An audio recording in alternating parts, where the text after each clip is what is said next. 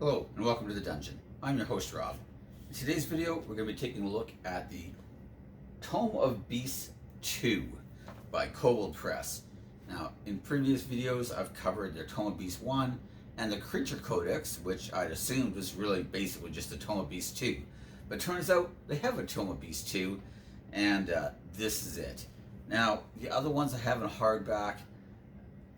This one I got the quote-unquote pocket edition, which is the soft cover, but it was half the price of the hardcover. And frankly, the collection of books I have at this point to bring with me on a weekly basis is getting ridiculous. I mean, just when we look at like the monster manual type books alone, I've got the actual monster manual, Mordenkainen's Tome of Foes, I've got the Tome of Beasts, the Creature Codex. Now I'm going to have this thing. I don't actually have Volo's Guide to Monsters. Somebody else has that, thank goodness. But, you know, we're looking at a lot of monster manuals. And that's a lot of stuff to carry around. So, you know, pocket edition. Anyways, I'm very impressed by this book as well. Just like the Tome of Beasts and Creature Codex, Kobald Press has really hit this out of the park. I think that the artwork in these books is just absolutely top notch. I love the variety of creatures they have, where you've got a nice arrangement of like adding more like angels and stuff like that, adding more demons and devils, of course, right? But they also have a section of things called animal lords, right? And the animal lords are basically just like here's one, Queen of Scorpions. They also have the Toad King. Those are the only two they added in this particular book, but they added some in the Creature Codex. And basically there's just like leaders of different types of animals. I think that's a cool idea. It reminds me of Michael Moorcock with the Elric books, where you had the master types, which were basically like gods that all the other animals would kind of subconsciously pay homage to. So you'd have like Roofdrak, who's like the god of dogs, and then I can't remember the god of cats. There was a bunch of them. But anyways, I think that kind of stuff is interesting. They have a lot of things like aberrations.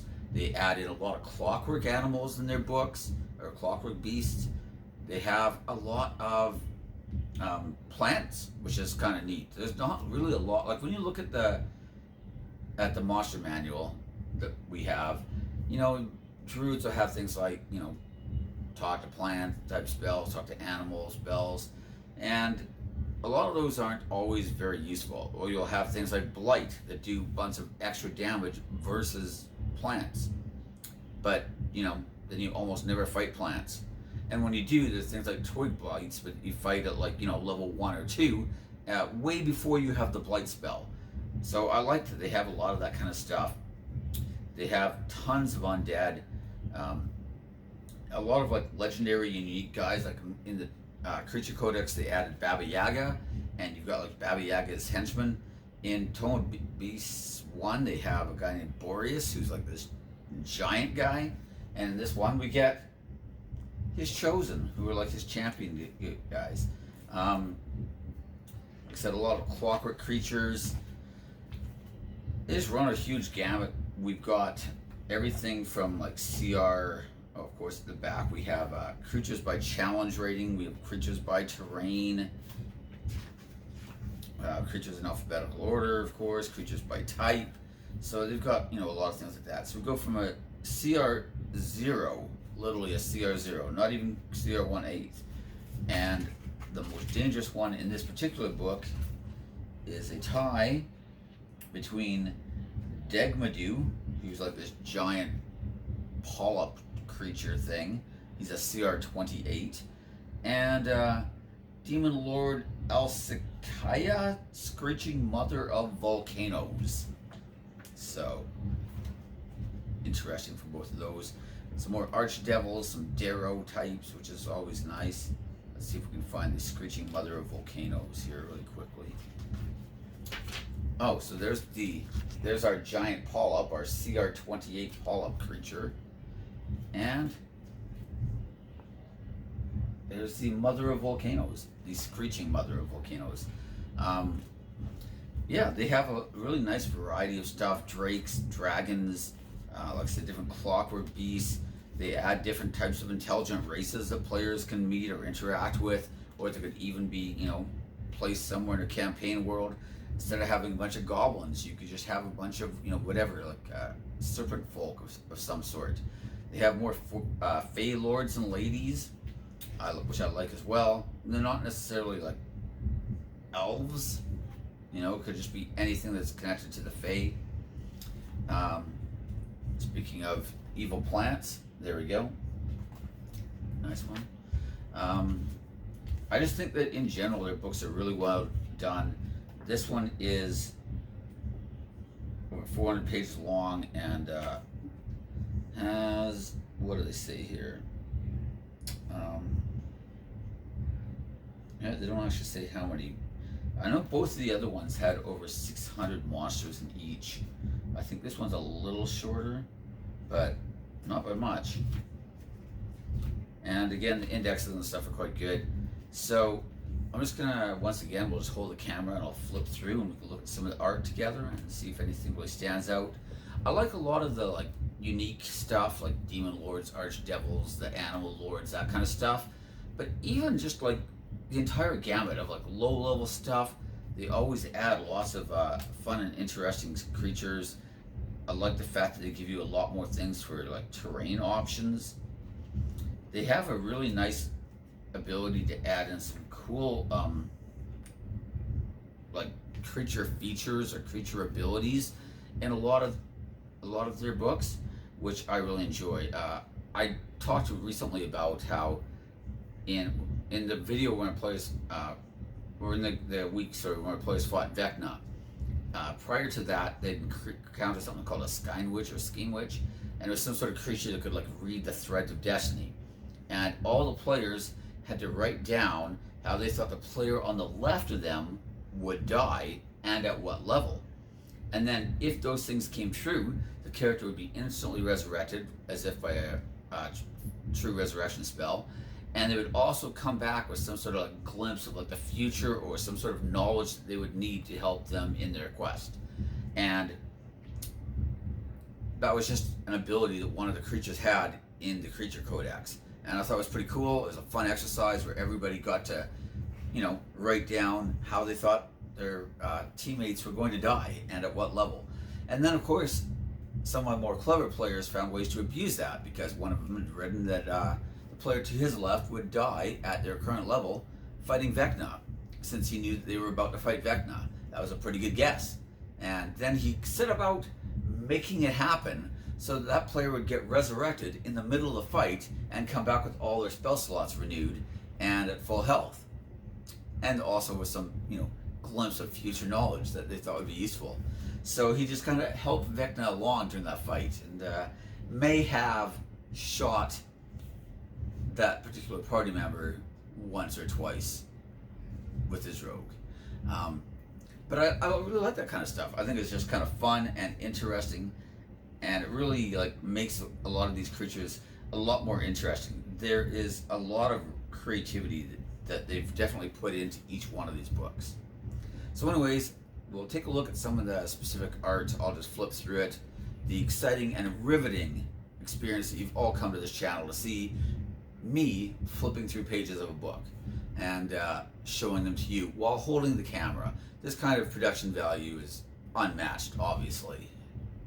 Usually you'd have to have large budgets to do this kind of stuff, but here we managed to do it as a one-man show. Anyways, stay tuned.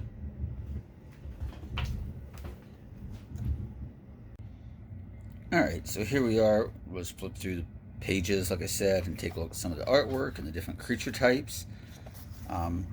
I think that they do a really good job of just expanding a lot of the existing monster types and adding in unique ones of their own, as well as giving them like interesting and creative abilities that aren't hard to use. Like, they don't have to redefine the game system.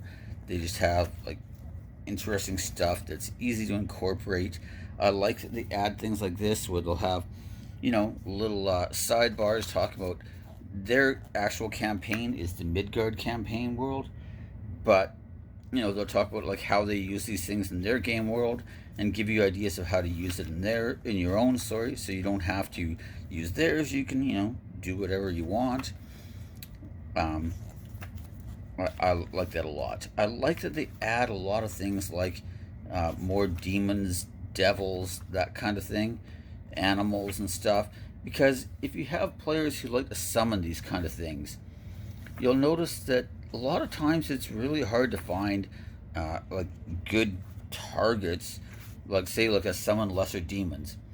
In any of the official Wizards of the Coast books, there's actually no CR1 half demon.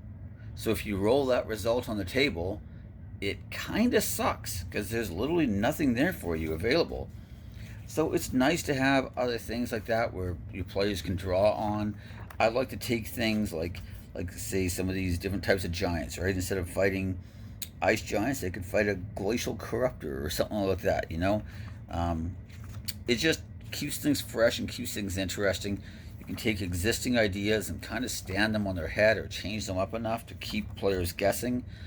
But, you know, you can also have things that they're kind of more familiar with.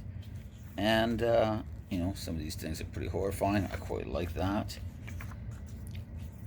So, yeah, I think that they just do a really good job of that stuff. Different types of oozes. Nothing wrong with that. A lot of these look a lot scarier than a black pudding, to be honest. So that's always nice. But yeah, I really like having, you know, a lot of this type of variety that I can, you know, use in my game system and just throw different things at the players that they're just not necessarily expecting. And it just allows you to keep things interesting, keep things vibrant. A lot of it can give you different campaign ideas as well. You know, you can have different types of ghouls, like they have like different ghoul emperors and stuff in these books, you know, and use those as like intelligent races instead of some of the other ones. Players are probably expecting more. Look at things like that, like a walled horror. Like that's just cool. So yeah, I quite like it. And then, you know, of course, towards the back, we've got the usual. We've got our different types of beasts. They're not like monsters, just beast types. You've got creatures by type all listed, of course. You've got the creatures by challenge rating. And, you know, you've got creatures by terrain, as well as the challenge rating is also listed there. So, you know, that's good. You can see what challenge rating things are. So, you know, if you have like random encounters for different terrain types or whatever you want to use, then you can have that kind of stuff without having to worry about it too much. It's all listed there for you, and all the information is readily available and easy to use. So yeah, I'm very impressed. I've liked all of Kobald Press's monster manual type books so far. This is the third one I've gotten, and I haven't been disappointed by any of them. And you know, if you're like me, you can never have too many different ways to surprise your players or to change things up and just come at them with something you're not expecting. I know that even just flipping through these books has really influenced like a lot of the campaign world that I've designed, where I saw a lot of like clockwork beasts and stuff, and it made me decide that, you know what, I want to have like a clockwork city, this like lost ancient city with all this weird technology, and where these ancients built, you know, all these different clockwork animal type things, right? And, you know, so just flipping through their monster manual type books completely, you know, inspired an entire section of my game world and helped change its shape. And, you know, I really like that kind of stuff. So anyways, I'm starting to ramble as always. So that's everything. I think we're just going to end the video there. Thanks for watching. Feel free to, you know, like, subscribe, comment, all that kind of stuff. And I'll see you next time. Bye.